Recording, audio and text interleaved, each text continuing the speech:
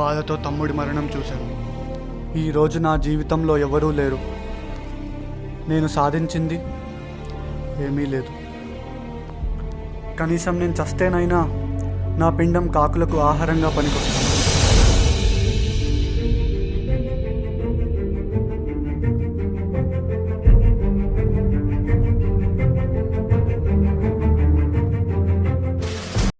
భయం, ఏది చేయాలన్నా భయం.